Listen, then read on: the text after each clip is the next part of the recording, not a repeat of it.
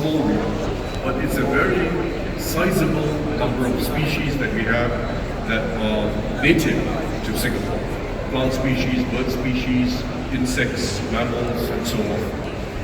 And I want especially to highlight the successes we're seeing from NParks, especially the Species Recovery Plan. The Species Recovery Plan, protecting rare, threatened, native flora and fauna species, and helping them to survive environmental change. We've implemented species recovery plans for over 80 plant species and over 40 animal species through this program. In particular, we've had several successes in conserving endemic species. In other words, those that are only found here in Singapore and nowhere else in the world. So it's very important. We're doing it for Singapore, but we're also preserving part of the world's biodiversity. And an important example is freshwater crabs. NParks has successfully carried out in situ conservation. In other words, breeding of the species outside their natural habitats. For all three of Singapore's endemic freshwater crabs, the three species are found only, they're very tiny crabs by the way, and they're found only in freshwater streams in Singapore and amongst the rarest crabs in the world. So it's really quite an achievement by the NParks team, and more difficult than you think, because this involves, by the way, the three species of crabs I'm talking about: the Singapore freshwater crab, the swan forest crab, and the Johnson's freshwater crab. But it's quite an achievement for the NParks team, and more difficult than you might think, because it involves breeding them in captivity in an artificial environment, and then releasing the offspring back into the wild to boost a fragile population. And it's more difficult than we think, because it's never easy to get crabs to breed in captivity. And in particular, to get a first generation of offspring that have been born in captivity to themselves then breed in captivity is extremely difficult. I haven't fully understood the reasons or looked into them myself. I can only surmise or guess that it's because they get too crabby when they're in captivity. Not easy to breed. Well, but it's a real achievement. And an example of what you're doing through this species recovery program that's difficult work but very important. And there's something else, by the way, worth appreciating about freshwater crabs, which illustrates biodiversity's secrets. Freshwater crabs play a useful role in recycling nutrients in nature's cycle. They break down leaf litter and small animal count remains, break it down to help them decompose faster and decompose into mineral nutrients, which are then absorbed in the freshwater stream ecosystem. And in turn, the nutrients, of course, sustain plants and algae in the food web. So it's just a small example of biodiversity secrets. When you preserve one species, you're preserving many others.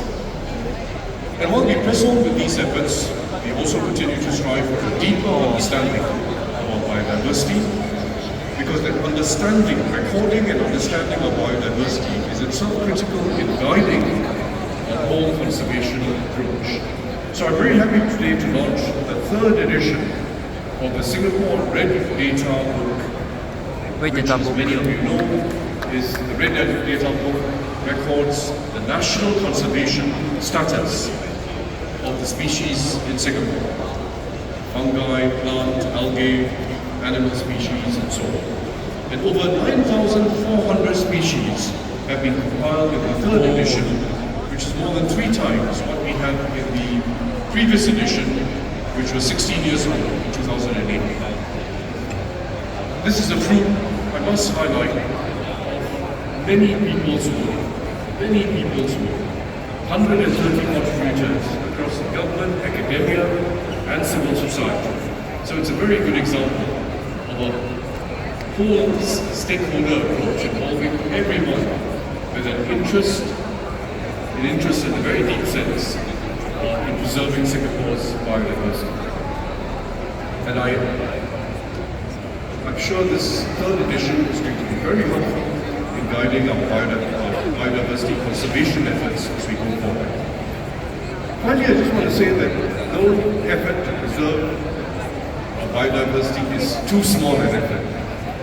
And one of the great things about this festival that we recognize is the efforts of our young. It starts young, not just in our primary schools, in fact even in our preschools. One of the youngest winning efforts this year in our preschoolers aged 3 years old. What do our young do? They basically do it in their own way in the school. They go about nature walks and exploration within the schools, gardens and campuses, make their own eco-friendly pesticide and other such products. And they also raise a little bit of money for the school's green initiatives. Not because we're trying desperately to raise money, but it's about the actions that every student and every family takes to protect what belongs to all of us. This year's Student of the Year winners deserve special mention. Tiffany Chu and Hun Si Song, aged 15 and 14 respectively, from Yusof Ishak Secondary School. They found 50 species of plants and 70 species of animals within their school campus itself. 50 species of plants and 70 species of animals within their own school compound. My commendations too to Mito School, which won the School of the Year. Mito School, as you know, is a primary school. They developed an interdisciplinary biodiversity program. Students were taught the names of different species as part of their mother tongue language classes. They then got to debate issues such as the issue of urban wildlife that visits our residential estates, as to whether they're friendly or unfriendly visits. It's a nice debate for the kids to have. And they got to build fauna hotels with upcycled materials for pollinators, such as bees. And they did that as part of their art classes. And they got to program sensors to incorporate in the fauna hotels for data collection as well as for initiation of feeding of fauna. So I look forward to presenting the Community of in Nature Schools Awards in a moment, and hope they inspire many more Singaporeans to take that small first step in our own conservation journey. And I encourage everyone to join in this journey to transform Singapore into a city of nature. Preserving biodiversity is a very important part of that effort.